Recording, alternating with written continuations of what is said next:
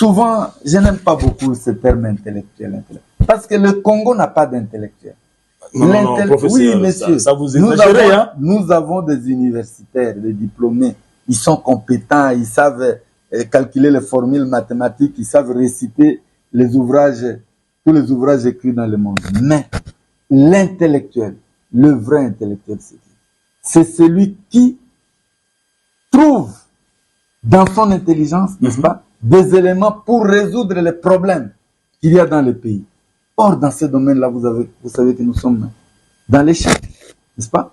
Plus nous avons des ingénieurs, plus nous avons des coupures de courant, plus nous avons des trous dans les routes, plus nous avons des agronomes, plus nous importons les mauvais riz, hein, les mauvais poissons. D'ailleurs, n'est-ce pas? Plus nous avons des juristes, n'est-ce pas? Comprenez vous-même que tout le monde qualifie, comment tout le monde qualifie aujourd'hui la justice congolaise. Pourtant, nous avons énormément de juristes. C'est la faculté qui produit le plus au pays, n'est-ce pas? Plus nous avons des économistes, plus notre économie est fragmentée, on n'a pas d'économie. Quel paradoxe, ça c'est un paradoxe. Voilà, ce sont des paradoxes qui doivent nous faire comprendre que nous ne sommes pas sur la voie intelligente. Et que nous devons nous remettre en question, remettre en question ce qu'on a fait de nous pour que nous puissions nous construire comme intellectuels véritables. N'est-ce pas? Ce n'est pas parce que vous parlez bien français. J'ai suivi je pense le président du Mali, je pense. Nos intellectuels aujourd'hui, si on décrète, n'est-ce pas? Si on décrète aujourd'hui que le français n'est plus la langue officielle au Congo, hein? Mais nous devenons tous des analphabètes. Qui sait parler correctement sa langue? C'est une grande réflexion. Voilà, écrire ça, pour que nous puissions, n'est-ce pas, répandre l'intelligence. Aujourd'hui, nous, les pseudo-intellectuels, n'est-ce pas?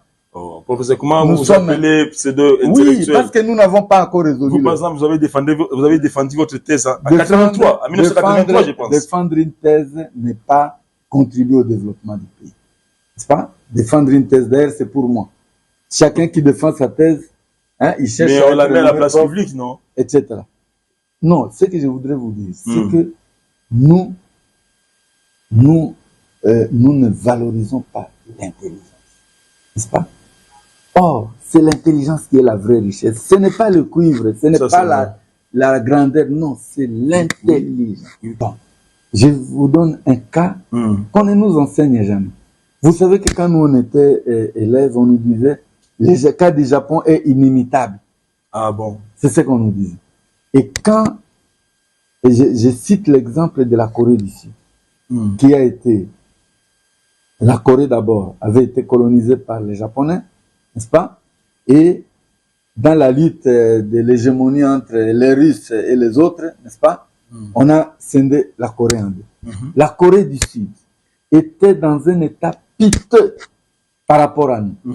Et dans les années 70, Mobutu a fait des dons de banques à la Corée du Sud.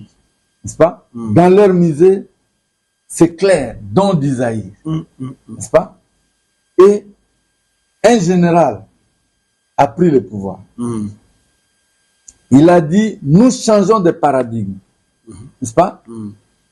Les autres nous disent de travailler 8 heures par jour. Mais nous changeons de paradigme. Nous travaillons 16 heures par jour. Nous devons rattraper les retards. Nous devons rattraper les retards. 16 heures par jour. N'est-ce pas?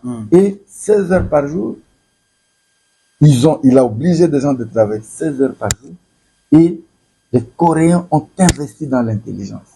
N'est-ce pas? Un enfant coréen, les concours commencent depuis l'école maternelle.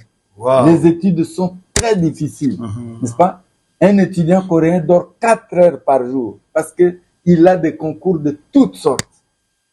Et voilà, en un rien de temps, ce pays qui n'a rien, n'est-ce pas, est aujourd'hui parmi les 10 premières puissances du monde.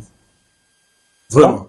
Alors, professeur, voilà. Puisque notre thématique, notre thème, l'Occident contre le développement en Afrique ou en RDC, s'inspire de votre livre La mondialisation, je dirais même la mondialisation, l'Occident et les Congo-Kinshasa. Je pense que les réalisateurs sont en train de passer ça à l'écran, c'est déjà pris. Alors, voulez-vous clore cette émission pour nous faire comprendre si j'ai compris votre idée? C'est comme si vous voulez dire que l'Occident ne va jamais développer l'Afrique en général et la République démocratique du Congo en particulier. C'est ce que vous voulez dire? Oui. Comment ça? J'assume. Vous assumez ça? J'assume. Quand on a des banques mondiales, des FMI, etc. Ce sont les institutions les plus dangereuses, les plus nocives, n'est-ce pas?